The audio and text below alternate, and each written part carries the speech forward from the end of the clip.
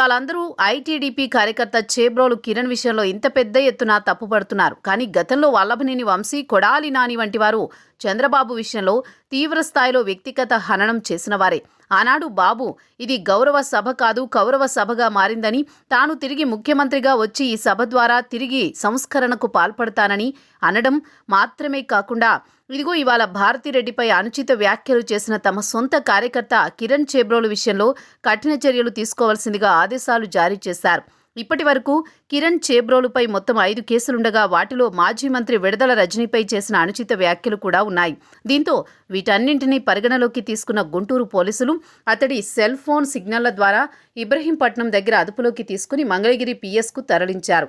ఇక్కడ గుర్తించాల్సిన విషయమేమంటే సీఎం ఆదేశాలతో పోలీసులే మొదట సుమోటోగా కేసు స్వీకరించడం, ఆ తర్వాత అతడిపై వచ్చిన ఫిర్యాదు మేరకు కేసులు పెట్టడం, రిమాండ్కి తరలించేలా ఏర్పాట్లు చేయడం.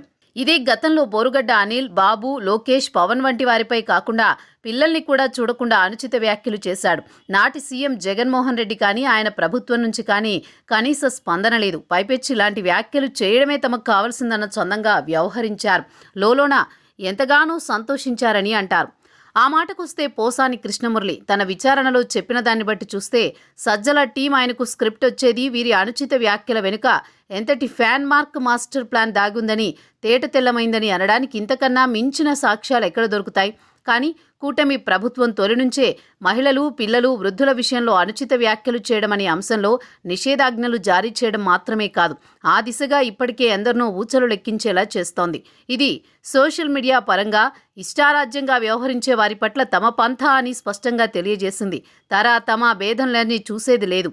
వారు ఎవరైనా, ఏ పార్టీ వారైనా సరే విడిచిపెట్టే ప్రసక్తే లేదన్న సంకేతాలు పంపుతోంది.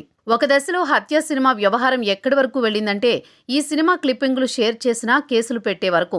ఇదే వివేక హత్య విషయంలో అవినాష్కి అన్ని విషయాలు తెలుసంటూ బీజేపీ ఎమ్మెల్యే ఆదినారాయణ రెడ్డి సైతం సంచలన కామెంట్లు చేసిన సంగతి తెలిసిందే.